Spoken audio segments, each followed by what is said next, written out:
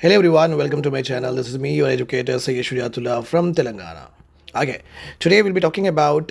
You can see that right now there is a oil crisis is going on across the world. You can say per se, you can specifically say that it is around the Asian countries. We are feeling a lot of burnt with regard to Iran and Israel war. So this oil crisis, is it like for the very first time happening, or it has happened even before? Okay, so we have a very good article with regard to this oil crisis. Okay, in NDTV. So surprise attack on Israel once happened, an unprecedented embargo means shortage of supply, you can say, in 1973. So this event, whatever we are seeing today, the oil crisis because of Iran, Israel and US war, this particular situation has also been there in 1973 when there was a surprise attack on Israel happened, and that led to unprecedented embargo, nothing but complete blackout. Okay, so let us start discussing this particular article in detail. Fine. Okay, traffic through the Strait of Hormuz. You know that this is Iran, and this is you are having what South. This is you are having Africa. This particular area is called as what Strait of Hormuz. Nothing but a water channel that drains into Arabian Ocean, and you are having what Red Sea. Clear? Very important. Traffic through the Strait of Hormuz has fallen dramatically. Okay, why? Because you can say that drastically. You can say, okay, because the U.S. and Israel are striking what Iran. So Iran has taken a vow that they are not going to allow any. They're not going to allow any of the. What I say is that the oil ships or oil carriages to pass through the Strait of Hormuz.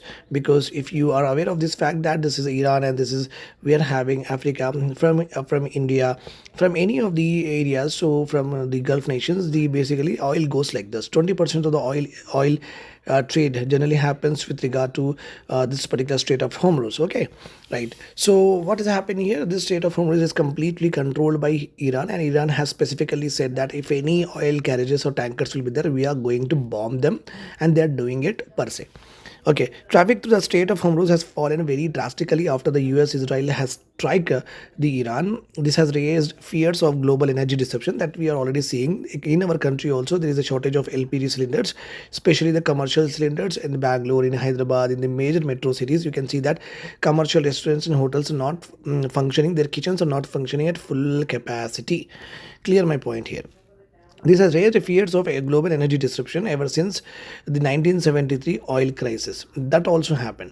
That was also linked to Israel only at a time. Brent fuel, nothing but the very raw crude oil, has jumped from around 70 to 80 per barrel, over 100 per barrel. And if you see Iranian government administration, they are saying that be ready to take the Brent crude oil at $200 per barrel. So just imagine that how much inflated oil will become in future. This is also linked. Okay, so at that time in 1973, the jump was around 20 to 40% rise only, since the US and Israel launched an unprovoked war on Iran. At that time, Iran was not so powerful. Okay, so that also happened. Right, the narrow waterway is a critical energy route. That is what I have told you and drawn and shown to you, carrying massive volumes of oil. Last year, roughly around 15 million barrel per day of crude oil and 5 million barrel per day of petroleum products passed through it. This was roughly around 20 million barrels per daily. 1/5 of the world's oil, I think, but 20% is obviously 1/5 of the world's oil passes through this particular route. Under normal conditions, the UK Maritime Trade Operation reports have said that around 138 commercial vessels transiting the strait each day. 138 vessels which carry lots of oil actually passes through the particular strait.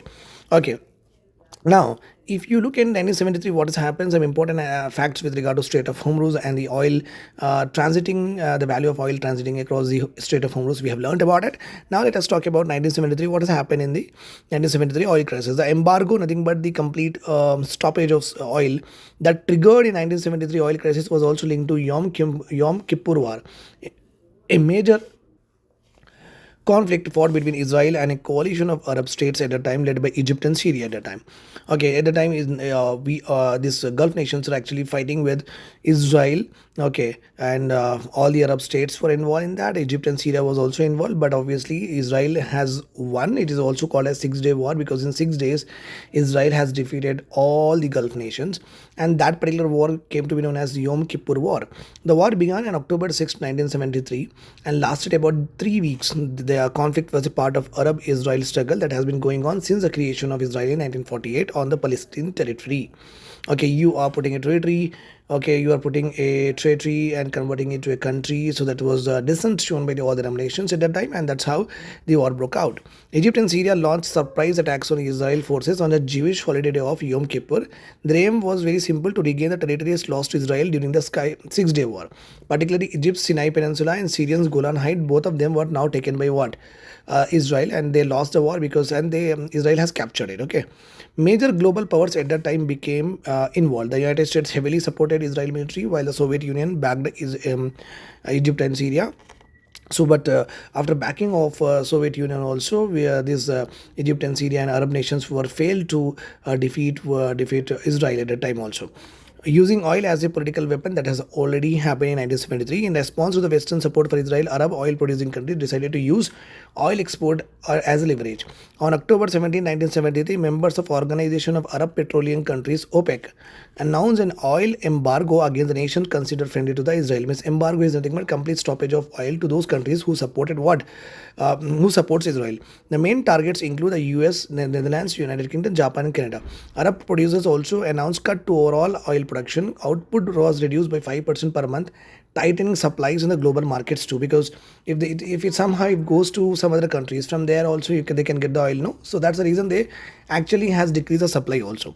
The embargo was one of the first time that oil has been used as a geopolitical tool to put a pressure on countries that are not aligning to their particular ideology or particular dictats. Became because many industrial economies relied heavily on imported oil from the Gulf that quickly disrupted the global energy supply at the time. Okay, dependence on Gulf oil. By the early 90s, the world economy was heavily dependent on oil. Post World War II, industrial growth has been driven. You know that all the industrial growth. Nowadays, we talk about clean technologies, environment-friendly technologies. But at that time, just imagine that during the British period, right after the British period, right after the independence, this clean technology, United Nations Conference on Human Environment, that was not developed at that time.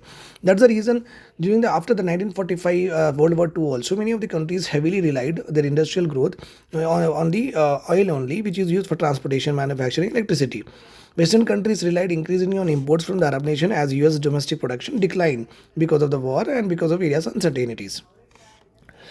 Oil producing countries has begun to gain greater control over the resources through the Organization of Petroleum Exporting Countries (OPEC), established in 1960. By the early 1970s, OPEC has enough influence to shape the global oil price and production.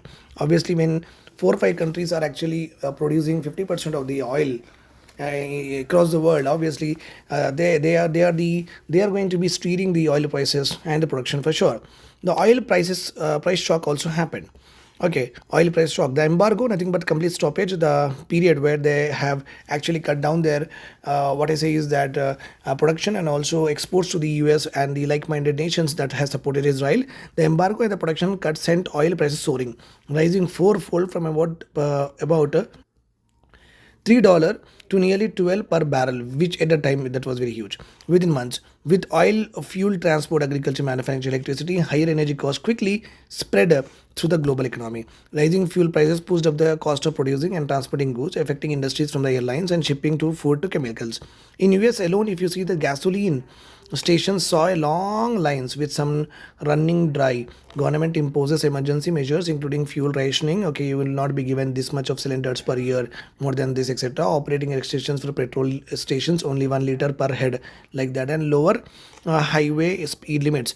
European countries also introduced some strict energy saving policies, such as driving bans on certain days and limits on electricity use to curb demands for the oil based energy.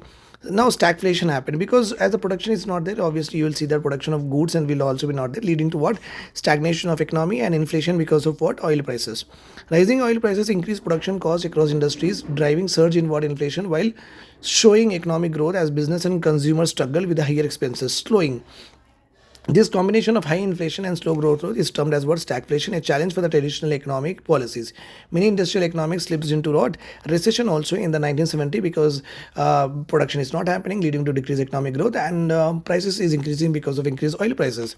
The shock forced government to rethink energy policy, leading to heavy investment in measures to reduce dependence on imported oil. Okay, but they are very important for the manufacturing sector. End of the embargo happened. Diplomatic efforts eventually led to the end of the oil embargo in March 1975. for 1 year they have done this all, but has lasting consequences for the global economy and international politics. So basically the article says that, okay, once the theme of the article is very simple. Once, okay, the embargo happens, like what Iran is doing at this point of time, it will have a very big impact for the next coming 10 years. Okay, because it will lead to what stagflation of many economies. Production decreases, economic growth decreases, inflation increases. All of these will be burned by the nation and the people. Okay, and this will not die down very early. Also, it takes a lot of time. Okay, that's all about it. I hope this is clear. Okay, take care. Have a nice day ahead.